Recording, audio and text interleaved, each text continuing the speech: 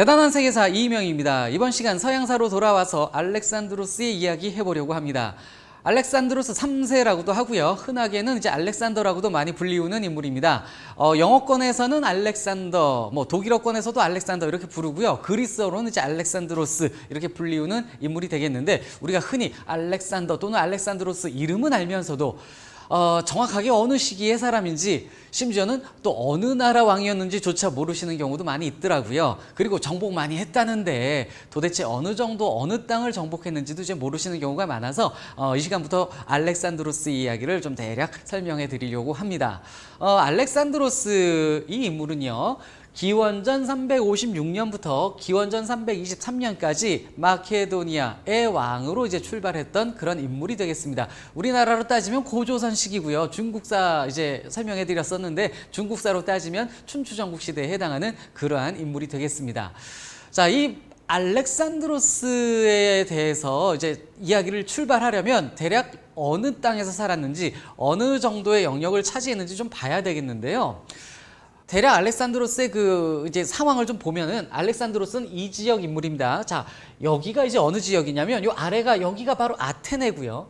이쪽이 스파르타입니다. 여기가 그리스 세계예요. 이 그리스 세계의 북쪽에 마케도니아라는 지역이 있는데, 바로 이 마케도니아 사람이 알렉산드로스입니다. 이 알렉산드로스가 여기에서 이제 건너갑니다. 건너가서 이쪽에 페르시아가 있었는데, 이 페르시아를 쭉 먹어치웁니다. 페르시아 점령하고 이 인도 지역까지 진출한, 그리고 이 아프리카 북부까지 점령한 인물이 바로 알렉산드로스 3세가 되겠습니다. 자, 이런 정도의 이제 정복을 했는데, 이러다 보니 이제 알렉산드로스에 대해서는 많이들 전쟁 영웅, 영웅, 정복왕 이렇게 칭송을 하기도 하는데, 또 제가 아는 또 어떤 사람은 이런 얘기도 하더라고요. 야, 이 정도면 전범 아니야? 이런 얘기. 알렉산드로스가 이제 학살을 한 경우도 있었거든요. 그래서 야, 이거 현대사 갖다 놓으면 이 정도면 전범이지, 이런 얘기를 하는 경우도 있었습니다. 전범인지 진짜 영웅인지 오늘부터 이 알렉산드로스 이야기를 한번 들으시면서 각자 좀 평가해 보시기 바랍니다. 자, 그럼 이제 알렉산드로스의 이야기에 들어가려면은 이 지역, 마케도니아 지역 이야기로 이제 들어가야 됩니다. 이 마케도니아 지역의 왕이 필리포스 2세라는 사람이 있었는데, 그 사람 이야기부터 좀 출발해 봐야 되겠습니다. 이 필리포스 2세라는 인물이 이제 바로 알렉산드로스 3세의 아버지예요. 자, 그러면 이 필리포스 2세가 마케도니아의 왕으로 이제 있던 그 시기, 바로 그 직전 좀 스토리를 좀 설명하고 가겠습니다. 우리가 이제 서양사를 이제 쭉 보면서 제가 초반에 그리스 페르시아 전쟁을 설명해 드렸었고, 그 다음에 펠로폰네소스 전쟁을 언급해 드렸습니다. 그리고 그 후 시기가 바로 이 필리포스 2세와 알렉산드로스 3세의 시대가 되겠습니다. 자, 그 펠로폰네소스 전쟁 이후 상황을 좀 말씀드릴게요. 펠로폰네소스 전쟁은 그리스의 이 아테네 세력과 그 다음에 이 스파르타 세력이 충돌한 전쟁이었죠. 그게 펠로폰네소스 전쟁이었는데, 이 전쟁에서 스파르타가 승리를 했었습니다. 그래서 이 그리스 세계를 이후 스파르타가 주도하게 되는데, 이 스파르타의 도전장을 낸 세력이 바로 이 위쪽에 있었던 테베라는 세력이 되겠습니다. 이 테베라는 폴리스가 스파르타와 이제 싸우게 되는데, 여기서 테베가 스파르타를 꺾게 됩니다. 그래서 이후 이 그리스 세계를 테베가 주도하게 되는데, 그러면서부터 이 테베가 주도하는 그리스 사회가 이제 쇠퇴를 좀 하게 돼요. 그 시기 북방에서 필리포스 2세에 의해 마케도니아가 성장을 하게 됩니다. 자, 필리포스 2세라는 인물은요, 기원전 382년부터 기원전 336년에 있었던 인물인데, 이 필리포스 2세가 한때는 테베에 유배를 가 있기도 했었습니다. 테베에서 유배 생활을 하면서 아마도 이 그리스 세계에 좀 발전된 그런 군사 기술 같은 거를 배웠을 가능성도 있고요.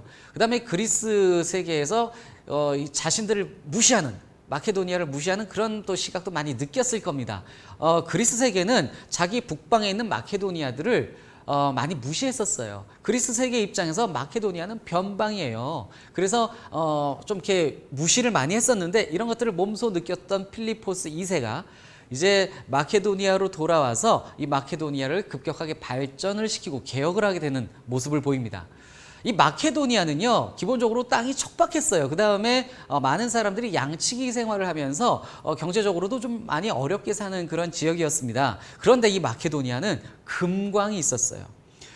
마케도니아 지역을 뭐 엄청난 떼부자로 뭐 아테네나 뭐 스파르타를 완전히 압도할 수 있는 그러한 떼부자로 만들어줄 정도의 뭐 금광은 아니었을진 모르지만 마케도니아 재정을 충분히 충당하고 개혁시켜 발전 나갈 정도의 돈은 있었던 겁니다. 그런 정도의 금이 있었기 때문에 이제 필리포스 2세 시기에 군사 개혁을 통해서 발전을 해 나가게 됩니다. 이 필리포스 2세가 군사 개혁을 하면서 이제 어떤 모습들을 보이냐면은요, 팔랑크스를 이제 개혁을 하는데. 그리스 지역의 이 팔랑크스는 창의 길이가 뭐 2.5m, 3m 뭐 이제 이런 수준이었다면 마케도니아에서 이 팔랑크스는요 창이 길어집니다. 이제 5m, 5.5m, 6m까지 쭉쭉 길어지는 그러한 팔랑크스의 모습을 보여요. 그 다음에 팔랑크스는 이렇게 창이 길어질수록 앞에 정면이 강해지겠죠. 근데 팔랑크스의 약점이 뭡니까? 측면이 약점이에요. 그래서 이 팔랑크스 측면의 약점을 보완하기 위해서 기병을 육성합니다.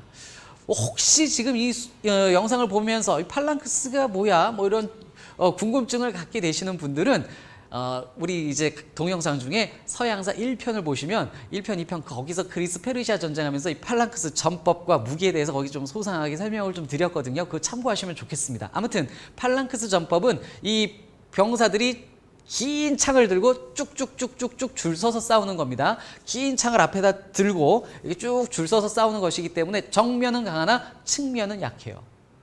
그래서 이 측면의 약점을 보완하기 위해서 필리포스 2세 시기에 마케도니아에선 기병을 육성한 겁니다. 이렇게 육성한 개혁한 군대를 이끌고 필리포스 2세가 드디어 그리스를 정복해 나아갑니다. 그래서 그리스 세계를 필리포스 2세가 정복하면서 그 세계를 이제 장악해 나아가게 됩니다. 이 과정에서 이 기병을 이끌고 이 전쟁에서 큰 역할을 하는 게 바로 필리포스 2세 아들 알렉산드로스였습니다. 자, 그럼 이제 이야기를 알렉산드로스 이야기 쪽으로 이제 들어가 보도록 하겠습니다. 이 알렉산드로스는 엄마가 올림피아스라는 여인이었어요. 이 올림피아스는 알바니아계 여인으로 알려져 있습니다. 한마디로 마케도니아 순수 혈통이 아니라는 얘기죠.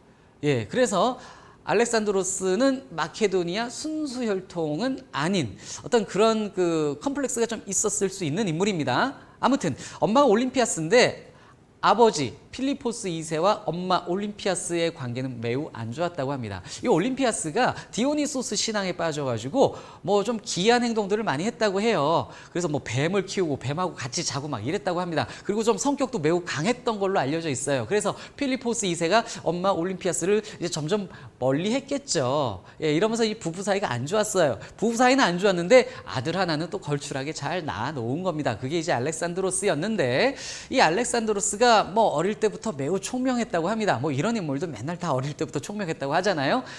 이 어릴 때부터의 총명함을 보여주는 알렉산드로스의 일화가 있습니다.